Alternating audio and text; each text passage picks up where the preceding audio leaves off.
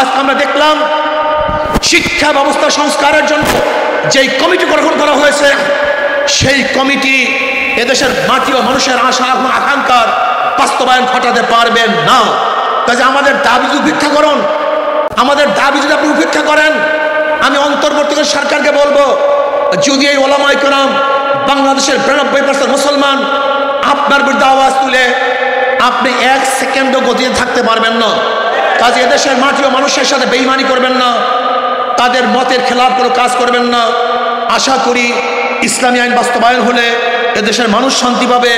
জেলে তাঁতি, কামার, ঋষি, চামার, শ্রমিক, মজদুর, ধনী, গরিব, শিক্ষিত, মূর্খ, পুরুষ এবং মহিলা সমস্ত মানুষের অধিকার বাস্তবায়ন হবে। অনেক মানুষই ওয়াকিফাল নয়, এটা আমার বিশ্বাস, আমার ভুলও হতে পারে। জনাব মুহাম্মদ রাসূলুল্লাহ সাল্লাল্লাহু আলাইহি ওয়াসাল্লাম দুনিয়াতে কেন এসেছেন এই বিষয়ে আমরা অনেকেই জানি না। আমরা অনেকেই মনে করি জনাব মুহাম্মদ রাসূলুল্লাহ সাল্লাল্লাহু আলাইহি ওয়াসাল্লাম দুনিয়াতে এসেছেন শুধু আখিরাতের কথা বলার জন্য, দুনিয়ার সমস্যার সমাধানের জন্য আমার নবী দুনিয়াতে আসেনি নাই। এর জন্য দেখবেন দুনিয়ার কোনো সমস্যার সমাধানের জন্য আমরা Karl Marx, Mao Zedong, Abraham Lincoln, Socrates, Plato, Aristotle, Montesquieu, Rousseau, Locke, এই সমস্ত লোকদের কাছে দুনিয়ার সমস্যা সমাধান খোঁজ করি। সমাজের এই সমস্যা সমাধান কে দিবে? সোশ্যালিজম দিবে, কমিউনিজম দিবে। আজকে অর্থনৈতিক সমস্যার সমাধান কে দিবে? বলছে ডেমোক্রেসি দিবে। আজকে মানুষের বৈষম্য দূর কে করবে? বলছে কমিউনিজম করবে। ইসলাম যে সব কিছুর সমস্যার সমাধান, এটা আমরা অনেকেই জানি না। আমি মনে করি মূল সমস্যাটাই এখানে। জনাব মুহাম্মদ রাসূলুল্লাহ সাল্লাল্লাহু আলাইহি ওয়াসাল্লাম তিনি বললেন, আমি অচিরেই এমন এক সমাজ উপহার দেব, মদিনার থেকে হাজরামাউত পর্যন্ত, মক্কা পর্যন্ত একটা যুবতী নারী একা একা যাবে, হাঁটবে, ইপটিজিনের শিকার হবে না, ধর্ষিতা হবে না, লুণ্ঠিত হবে না। এই এক হাদিসের উপর গবেষণা করলে দেখবেন জনাব মুহাম্মদ রাসূলুল্লাহ সাল্লাল্লাহু আলাইহি ওয়াসাল্লামের কাজটা কি ছিল, সমাজ বিপ্লব কিভাবে করেছেন। নবী আলাইহিস সালাতু ওয়াস সালাম যে যুগে এসেছেন সেই যুগটার নাম হলো আইয়ামে জাহিলিয়াত। যে জাহিলি যুগে এমন কোনো অপকর্ম নাই যে অপকর্ম হয় নাই।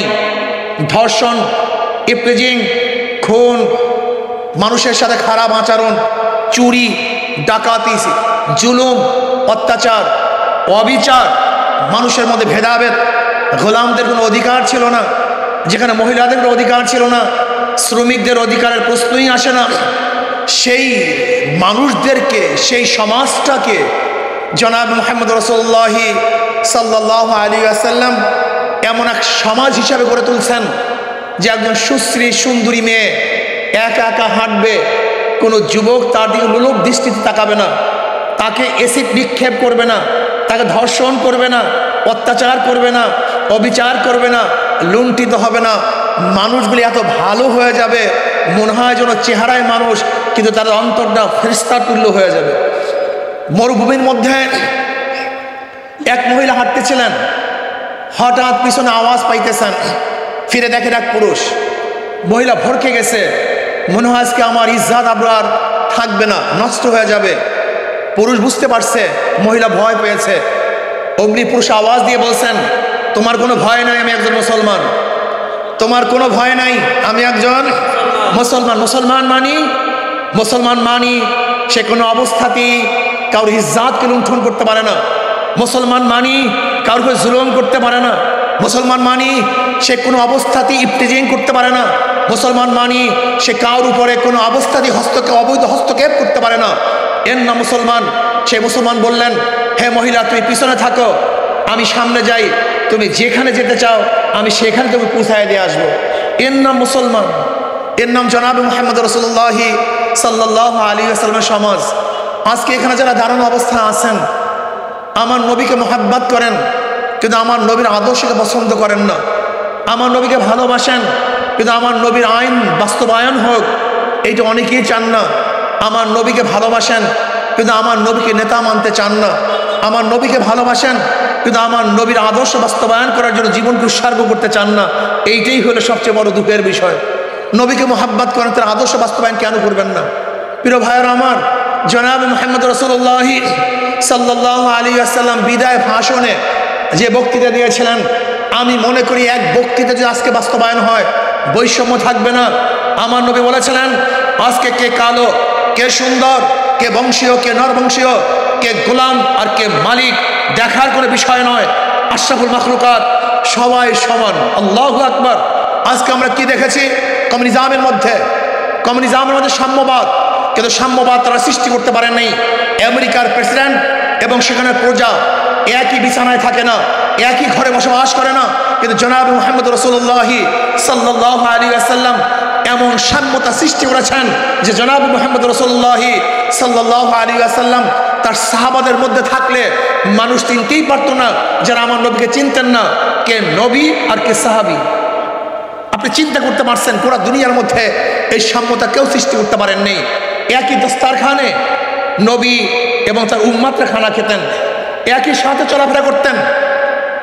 খন্দকের ময়দানে আমার নবীর পেটেও পাথর ছিল, সাহাবাদের পেটের মধ্যে পাথর ছিল। আমার নবী ক্ষুধার্ত ছিলেন, তার সাথীরাও ক্ষুধার্ত ছিলেন।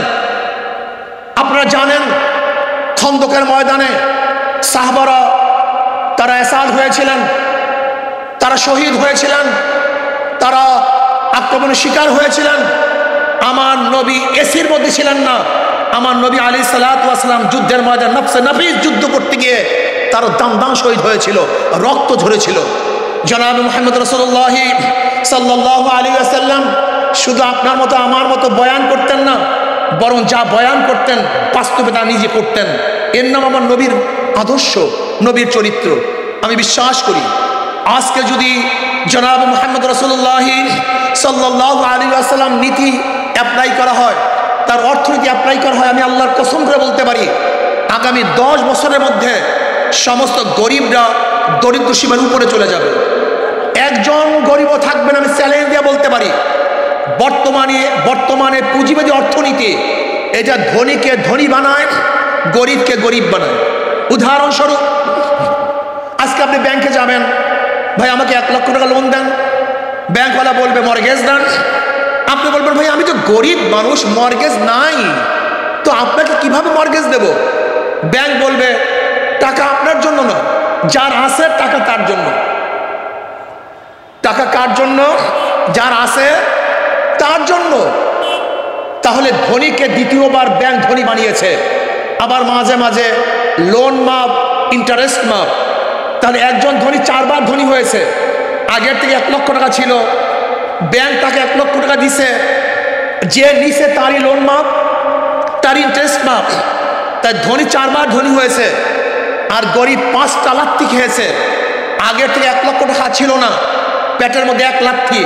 ব্যাংক তাকে 1 লক্ষ টাকা দেয় নাই, 2 লাথি। তার লোন মাফ হয় নাই, 3 লাথি। তার ইন্টারেস্ট মাফ হয় নাই, 4 লাথি। শুধু কি তাই, যেই বড় লোকের টাকা মাফ করা হয়েছে, বাংলাদেশ ব্যাংকে সেই টাকা থাকলে বাংলাদেশের নাগরিক হিসাবে গরিবরও সেই অংশী ছিল, কিন্তু বড় লোকদের মাফ করার কারণে তার পেটের মধ্যে আর 1 লাথি, 5 লাথি। তাই গরিব লাথি খায় 5টা, আর বড় লোক ধনী হয় 4 বার। বর্তমান অর্থনীতি ধনীকে ধনী বানায়, গরিবকে গরিব বানায়। আর ইসলামী অর্থনীতি গরিবকে ধনী বানায় আর ধনীদেরকে ভারসাম্য রাখে। বিশ্বাস হয় না? ইসলামী অর্থনীতি সব গরিবদের জন্য, জাকাত গরিবদের জন্য, ফিতরা গরিবদের জন্য, সদকা গরিবদের জন্য, ওশর গরিবদের জন্য, দান গরিবদের জন্য। গোটা ইসলামের অর্থনীতি গরিবদেরকে ধনী বানাবার জন্য। আর কপাল পোড়া মুসলমান যে ইসলামী অর্থনীতি অ্যাপ্লাই করতে চায় না, ইসলামকে পছন্দ করে না, এর জন্য দরিদ্র সীমার নিচেই রয়ে গেছে, দরিদ্র সীমার উপরে উঠতে পারছে না। এর জন্য বলবো আমার গরিব বন্ধুরা, আসুন ইসলামী অর্থনীতি অ্যাপ্লাই করুন, দেখবেন সবাই ধনী হয়ে যাবে। আজকে যাদেরকে আমরা ক্ষমতায় নেই, তারা কি করে? আঙ্গুর ফুলে কলা গাছ নয়, বট গাছ হয়। আজকে বাংলাদেশ থেকে 14 লক্ষ কোটি টাকা পাচার করেছে। আজকে বাংলাদেশ ব্যাংক থেকে ওরা লুটপাট করে 98,000 কোটি টাকা ব্যাংক থেকে লুটপাট করেছে। আপনি কি জানেন আজকে এখানে যারা দাঁড়ানো আছেন প্রত্যেকের মাথার উপরে 1.5 লক্ষ টাকা ঋণ।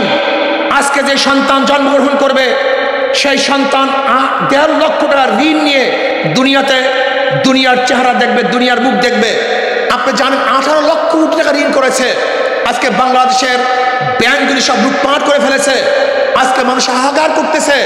আর জনাব মুহাম্মদ রাসূলুল্লাহ সাল্লাল্লাহু আলাইহি ওয়াসাল্লাম এমন অর্থনীতি অ্যাপ্লাই করেছেন, ওমর ইবনে খাত্তাব রাদিয়াল্লাহু তাআলার জমানায় জাকাত নিয়ে ঘুরছে, কিন্তু জাকাত গ্রহণ করবে এরকম কোন মানুষ পাওয়া যায় নাই। সব দরিদ্র সীমার উপরে সব ধনী হয়ে গেছে। ইসলামী অর্থনীতি গরিবদেরকে ধনী বানায়। আসুন আমরা ইসলাম অনুযায়ী অর্থনীতি বাস্তবায়ন করি, তাহলে সবাই ধনী হয়ে যাব। ইসলাম কি? ইসলাম এমন এক সৌন্দর্যতা, ইসলাম এমন এক কানুন, ইসলাম এমন এক নিয়ম, যেই নিয়মের মধ্যে সরকারের দায়িত্বে থাকবে সমস্ত মিসকিনদের দায়িত্ব নেবে সরকার, এতিমদের দায়িত্ব নেবে সরকার, বিধবাদের দায়িত্ব নেবে সরকার। আজকে যেই মেধাবীরা, গরিব, শ্রমিক, তাঁতি, মজদুরদের সন্তানেরা মেধাবী কিন্তু অর্থের কারণে উচ্চ ডিগ্রি অর্জন করতে পারছে না, সরকার তাদেরকে খরচ দিয়ে উচ্চ ডিগ্রি অর্জন করার ব্যবস্থা করে দিবে। ইসলাম যদি ক্ষমতা আসে তাহলে আমার মা বোনেরা ধনী হয়ে যাবে।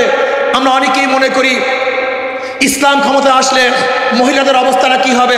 আপনি কি জানেন জনাব মুহাম্মদ রাসূলুল্লাহ সাল্লাল্লাহু আলাইহি ওয়াসাল্লাম সর্বপ্রথম ব্যবসা শুরু করছেন আম্মাজান খাদিজা কুবরা রাদিয়াল্লাহু তাআলা আনহা অর্থের মাধ্যমে, ব্যবসার মাধ্যমে। কাজে যদি ইসলাম ক্ষমতা আসে আমার মা বোনেরাও ব্যবসা করতে পারবে, তারা ইসলামের নিয়ম অনুযায়ী বড় বড় ধনী হয়ে যাবে। যদি ইসলামী অর্থনীতি অ্যাপ্লাই করি, ইসলামী কানুন অ্যাপ্লাই করি, তাহলে মা বোনেরা ধনী হবে, শ্রমিকরা ধনী হবে, কুলিরা ধনী হবে, মজদুররা ধনী হবে। আমরা বিশ্বাস করি ইসলামী অর্থনীতি যদি অ্যাপ্লাই করা হয় তাহলে বাংলাদেশে 53 বছর স্বাধীন হওয়ার পরেও যদি আজকে শ্রমিকরা তাদের অধিকার আদায়ের জন্য রাস্তায় নামে, আজকেও জীবন দেয়, আজকেও অ্যাসাল্ট হয়, তাহলে বাংলাদেশের স্বাধীনতা ব্যর্থ হয়েছে। ইসলামী অর্থনীতি, ইসলামী কানুন অ্যাপ্লাই করলে আমি চ্যালেঞ্জ দিয়ে বলতে পারি একজন শ্রমিকও তাদের অধিকার আদায়ের জন্য রাস্তায় নামতে হবে না, বরং সরকার আগের থেকেই প্রত্যেকটা শ্রমিকের মর্যাদা এবং তাদের অধিকার ফিরিয়ে দিবে, বাস্তবায়ন করবে। এর নাম ইসলাম, এর নাম শানে রিসালাত। ভাইরা, আজকে দেশ নিয়ে ষড়যন্ত্র চলতেছে। জনাব মুহাম্মদ রাসূলুল্লাহ সাল্লাল্লাহু আলাইহি ওয়াসাল্লাম বদরের ময়দানে অংশগ্রহণ করেছেন নতুন ইসলামিক কান্ট্রি করার জন্য নয়, বরং যেই কান্ট্রি আছে সেটাকে হেফাজত করার জন্য। উহুদের ময়দানে অংশগ্রহণ করেছেন নতুন ইসলামী বিপ্লবের জন্য নয়, বরং যে ইসলামী হুকুমত আছে সেইটাকে সংরক্ষণ করার জন্য। খন্দকের ময়দানে অংশগ্রহণ করেছেন মদিনাকে সংরক্ষণ করার জন্য। আজকেও আমাদের ভূখণ্ড নিয়ে ষড়যন্ত্র চলতেছে। মনে রাখতে হবে পার্বত্য অঞ্চলে আমাদের ভূখণ্ড নিয়ে ষড়যন্ত্র চলতেছে। তারা সেখানে স্বাধীনতা চাচ্ছে, তারা সেখানে স্বতন্ত্রভাবে আইন চাচ্ছে। এটা কিসের আলামত? আমি বাংলাদেশের অন্তর্বর্তীকালীন সরকারকে বলবো, আপনি পার্বত্য অঞ্চলের দিকে খেয়াল করুন। কারা আমাদের ভূখণ্ডকে নষ্ট করার জন্য, ভূখণ্ডকে আলাদা করার জন্য চক্রান্ত করতেছে। কঠোর হস্তে দমন করুন। যদি আমাদের প্রয়োজন হয় আমাদের সাথে নেন, যদি আপনি না পারেন বাংলাদেশের প্রত্যেকটা জনগণ ঐক্যবদ্ধভাবে সমস্ত ষড়যন্ত্রকারীদের ষড়যন্ত্র ভেঙে চুরমার করে ফেলবে ইনশাআল্লাহ। আজকে সেখানে আমাদের বাংলাদেশের নাগরিকদেরকে সেটেলার বলতেছে। আমি মনে করি পার্বত্য অঞ্চল বাংলাদেশের একটা ভূখণ্ড, ওখানে আইন চলবে। বাংলাদেশের অন্যান্য জেলার মধ্যে যে আইন, পার্বত্য অঞ্চলে একই আইন চলবে। ভিন্ন কোনো আইন পার্বত্য অঞ্চলের জন্য করা যাবে না। এরপর আসুন, অন্তর্বর্তী সরকার আজকে জীবন দিয়েছে আমরা, রক্ত দিয়েছে আমরা, জীবনের মায়া ত্যাগ করে রাস্তায় ছিলাম আমরা। আর আজকে সংস্কারের জন্য যে উপদেষ্টা নিয়োগ করতেছেন, সেই উপদেষ্টাদের মধ্যে আলেম নাই। এই দেশের মাটি ও মানুষের সাথে যাদের জীবন, যাদের মরণ, যাদের কানাডার মধ্যে বেগম পাড়া নেই, সেই আলেম প্রতিনিধিদেরকে যদি আপনি সংস্কারের জন্য অন্তর্ভুক্ত না করেন, তাহলে আমি মনে করব আপনি বৈষম্য করতেছেন, আপনি ওলামাদের সঙ্গে বৈষম্য করতেছেন। এদেশের 92% মুসলমানদের দাবি ও দাওয়ার সাথে, তাদের আকাঙ্ক্ষা আশার সাথে আপনি গাদ্দারি করতেছেন। যদি আলেম করে প্রতিনিধি প্রত্যেকটা সংস্কারের মধ্যে না থাকে, তাহলে আমরা এই প্রতিনিধি মানি না, আমরা এই কমিটি মানি না। এই কমিটি প্রত্যাখ্যান করতে হবে। এদেশের মাটি ও মানুষের সাথে যাতে সম্পৃক্ত, নারীর সাথে যাতে সম্পৃক্ত, সে ওলামা ইকরামকে অবশ্যই সেখানে রাখতে হবে। আজকে আমরা দেখলাম শিক্ষা ব্যবস্থা সংস্কারের জন্য যেই কমিটি গঠন করা হয়েছে, সেই কমিটি এদেশের মাটি ও মানুষের আশা এবং আকাঙ্ক্ষার বাস্তবায়ন ঘটাতে পারবেন না। কাজে আমাদের দাবি যদি উপেক্ষা করুন, আমাদের দাবি যদি আপনি উপেক্ষা করেন, আমি অন্তর্বর্তীকালীন সরকারকে বলবো, যদি এই ওলামা ইকরাম বাংলাদেশের 92% মুসলমান আপনার বিরুদ্ধে আওয়াজ তুলে, আপনি 1 সেকেন্ডও গতিতে থাকতে পারবেন না। কাজে এদেশের মাটি ও মানুষের সাথে বেঈমানি করবেন না, তাদের মতের খেলাফ কোনো কাজ করবেন না। আশা করি ইসলামী আইন বাস্তবায়ন হলে এদেশের মানুষ শান্তি পাবে। জেলে, তাঁতি, কামার, ঋষি, চামার, শ্রমিক, মজদুর, ধনী, গরিব, শিক্ষিত, মূর্খ, পুরুষ এবং মহিলা সমস্ত মানুষের অধিকার বাস্তবায়ন হবে। কাজে আল্লাহ পাক আমাদেরকে জনাবে মুহাম্মদ রাসূলুল্লাহ সাল্লাল্লাহু আলাইহি ওয়াসাল্লাম আদর্শ বাস্তবায়নের চেষ্টা করার এবং জীবন দেওয়ার তৌফিক দান করেন। আমা আলাইনা ইল্লাল বালাগ। আসসালামু আলাইকুম ওয়া রাহমাতুল্লাহ।